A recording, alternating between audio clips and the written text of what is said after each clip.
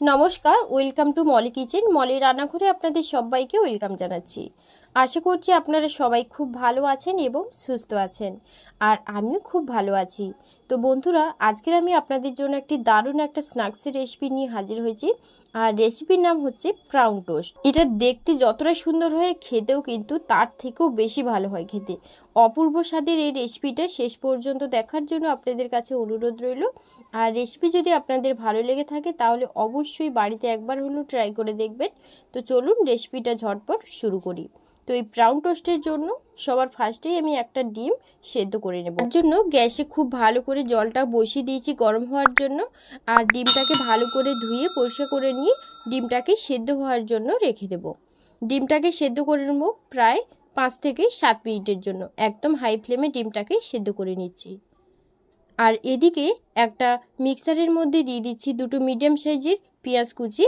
একদম ছোট ছোট টুকরো করে পেঁয়াজগুলোকে আমি কেটে রেখেছিলাম। পেঁয়াজটা দিয়ে দিলাম মিক্সারের মধ্যে। এবার এর মধ্যে দিয়ে দিচ্ছি 2 চামচ পরিমাণে আদা রসুন আর কাঁচা লঙ্কা বাটা।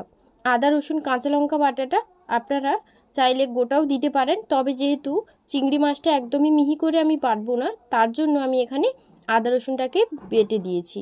আর এখানে 100 গ্রাম চিংড়ি মাছ ভালো করে ধুয়ে পরিষ্কার করে ছাড়িয়ে রেখেছিলাম, চিংড়ি মাছটাকেও দিয়ে দিলাম। মিক্সারের মধ্যে চিংড়ি মাছটা দেওয়া হয়ে গেলে তারপর এর মধ্যে দিয়ে দেব পরিমাণ মতো লবণ, আর দিয়ে দিচ্ছি একটা কিউব চিজটা আপনারা কম বেশি করে নিয়ে নিতে পারেন। আমি এখানে একটা চিজই দিলাম। ছোট ছোট টুকরো করে কেটে নিয়ে চিজটাকে মিক্সারের মধ্যে দিয়ে দেব।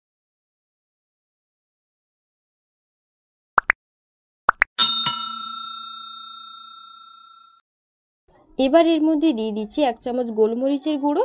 আপনারা চাইলে হোয়াইট পেপারও দিতে পারেন। আর দিয়ে দিচ্ছি 2 চামচ পরিমাণে ভিনিগার। এর পরিবর্তে লেবুর রসও দেওয়া যেতে পারে। আর 1 চামচের মতন চিনি দিয়ে দিলাম। চিনিটা একদমই অপশনাল, চাইলে দেওয়া যেতে পারে, না চাইলে দেওয়ার প্রয়োজন নেই। আর যেই ডিমটা আগে থেকে সেদ্ধ করে রেখেছিলাম, ডিমটা ভালো করে ঠান্ডা করে নিয়েছি। এবার ডিমের খোসাটা ভালো করে ছাড়িয়ে নিয়ে ছোট ছোট টুকরো করে কেটে নিয়ে মিক্সারের মধ্যে দিয়ে দেবো। বন্ধুরা, এই রেসিপিটা আপনারা যদি একবার হলেও ট্রাই না করে থাকেন, একবার আমার রেসিপি ফলো করে বাড়িতে একবার হলেও ট্রাই করে দেখবেন। দুর্দান্ত স্বাদের এই রেসিপিটা দারুণ লাগবে খেতে। এই স্ন্যাক্সটি সকালে ব্রেকফাস্টে কিংবা কেলে চায়ের সাথে কিন্তু দারুণ লাগবে খেতে। তো ডিমটা কেটে নিয়ে ভালো করে আমি মিক্সারের মধ্যে দিয়ে দিলাম। আর কিছুটা ধনেপাতা কুচি এর মধ্যে দিয়ে দিলাম। আর 1 চামচের মতন মেয়োনিজ এর মধ্যে দিয়ে দিলাম মিক্সারের মধ্যে দেওয়ার পর ঢাকনা লাগিয়ে দানা দানা করে আমি ব্লেন্ড করে নিয়েছি। এবার ঢাকনাটা খুলে নেব। ঢাকনাটা খোলার পর আপনারা দেখেই বুঝতে পারছেন যে এটা কতটা দানা দানা করে আমি পেস্টটাও তৈরি করেছি। দেখুন, বেশি কিন্তু আমি একদম মিহি করিনি, মানে বেশি মিহি করলে এটা খেতে ভালো লাগবে না, একটু দানা দানা থাকবে, খেতে ভালো লাগবে। আচ্ছা, এখানে একটা কথা বলে রাখি, এই পেস্টটা যদি বেশি হয়ে যায় তাহলে এটাকে আপনারা স্টোর করে ফ্রিজে 2 থেকে 3 দিনের জন্য রেখে দিতে পারেন, যখন ইচ্ছে কিন্তু খাওয়া যেতে পারে। আর এখানে আমি স্লাইস পাউরুটি নিয়েছি 4 পিস, আপনারা কম বেশি করে নিয়ে নিতে পারেন। পাউরুটিগুলো আমি ত্রিকোণা করে কেটে নেব। এইভাবে করে কেটে নিলে ভাজতে সুবিধা হবে আর খেতে ভালো লাগবে। আমি সব রুটিগুলো ত্রিকোণা করে কেটে নিচ্ছি। আপনাদের যদি ভিডিওটা ভালো লেগে থাকে অবশ্যই আমার চ্যানেলটিকে সাবস্ক্রাইব করে রাখবেন এবং লাইক কমেন্ট শেয়ার করতে একদমই ভুলবেন না। তো আমার সব রুটিগুলো কাটা হয়ে গেছে। এবার যেই মিক্সারে আমি ব্লেন্ডটা করে রেখেছিলাম চিংড়ি মাছের, সেইটা আমি ব্রেডের ওপর দিয়ে দেব। দিয়ে এক সাইডের পুরো ব্রেডে আমি এটা লাগিয়ে নেব। আচ্ছা, এখানে একটা কথা আপনাদের বলে রাখি, চিংড়ি মাছের এই পেস্টটা পাউরুটির ওপর লাগিয়ে নেওয়ার পর ওপর দিয়ে আপনারা চাইলে একটু সাদা তিল ছড়িয়ে দিতে পারেন। ওপর দিয়ে একটু সাদা তিল ছড়িয়ে দিলে কি হয়, এটা খেতে ভালো লাগবে। তো দেখুন, আমার কিন্তু একটা টোস্ট তৈরি হয়ে গেছে। এবার বাদ বাকি টোস্টগুলো আমি একইভাবে তৈরি করে নেব। আপনারা ভিডিওটা শেষ অবধি দেখতে থাকুন, আশা করব খুব ভালো লাগবে। আর যদি বাড়িতে বানিয়ে থাকেন আমাকে কিন্তু অবশ্যই নিচে কমেন্টে কমেন্ট করে জানাবেন যে আপনাদের এই রেসিপিটা খেয়ে কেমন লাগলো। তো বন্ধুরা দেখুন, আমার সব টোস্টগুলো কিন্তু বানানো হয়ে গেছে।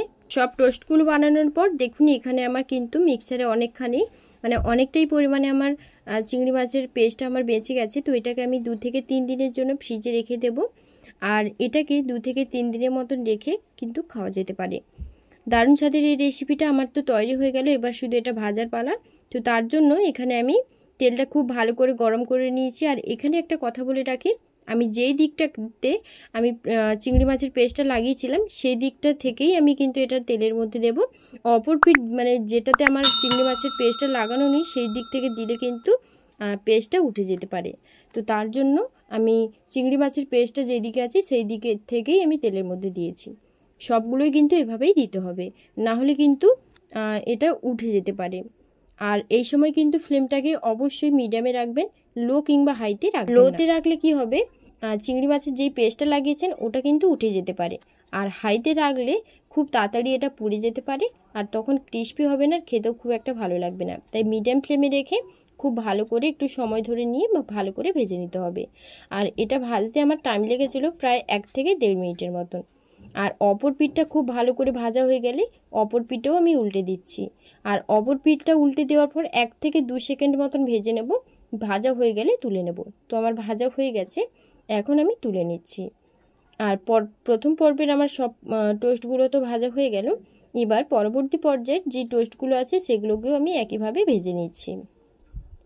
বন্ধুরা, আপনারা প্রথম থেকে ভিডিওটা শেষ অবধি দেখুন। আশা করব আজকের রেসিপি আপনাদের কাছে খুব ভালো লাগবে। আর যদি আজকের রেসিপি আপনাদের কাছে ভালো লেগে থাকে তাহলে অবশ্যই আমার চ্যানেলটিকে সাবস্ক্রাইব করে রাখবেন।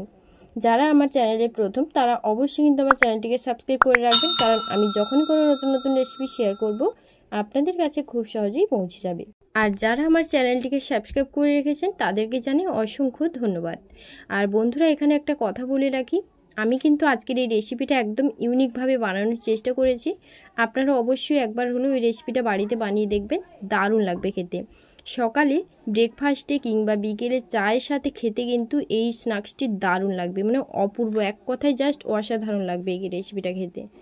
তো এই রেসিপিটা আমার প্রথম ব্যাচের তো আমার সবগুলো ভাজা হয়ে গেছে। এবার দ্বিতীয় পর্বের পর্যায়ের আমার সবগুলো তো মানে এক পিঠ খুব ভালো করে ভাজা হয়ে গেছে। এবার অপর পিঠটাও উল্টে দিচ্ছি। অপর পিঠটা উল্টে দিয়ে আবার 1 থেকে 1.5 সেকেন্ডের মতন খুব ভালো করে ভেজে নিচ্ছি। আর এটা ভাজতে বা রান্না করতে খুব একটা বেশি সময় লাগে না, খুব সহজেই কিন্তু 5 মিনিটের মধ্যে এই রেসিপিটা তৈরি হয়ে যায়। আপনারা অবশ্যই এই রেসিপিটা একবার হলেও ট্রাই করে দেখবেন, খুব ভালো লাগবে। তোমার সব ব্রাউন টোস্টগুলো সব ভাজা হয়ে গেছে, এবার তুলে নিয়েছি। দেখুন বন্ধুরা, এটা আপনারা মেয়োনিজ কিংবা টমেটো সসের সাথে খেতে পারেন, দারুণ লাগবে খেতে। বিশেষ করে টমেটো সসের সাথে তো অসাধারণ লাগবে। আপনাদের এই রেসিপিটা কেমন লাগলো আমাকে কিন্তু কমেন্টে অবশ্যই জানাবেন। আর বাড়িতে একবার হলেও আপনাদের কাছে রিকোয়েস্ট রইলো বানানোর, কারণ এই রেসিপিটা একবার যে খাবে এই বারবার বানাতে চাইবে, আর যাকে খাওয়াবেন সে তো বারবার বলবেই। তো যাই হোক, আজকের রেসিপি আপনাদের কাছে কেমন লাগে কমেন্টে কিন্তু একদমই জানাতে ভুলবেন না, এবং পরবর্তী ভিডিও আপনারা কি দেখতে চান সেটাও কিন্তু কমেন্টে জানাবেন। সবাই ভালো থাকবেন, সুস্থ থাকবেন, ধন্যবাদ।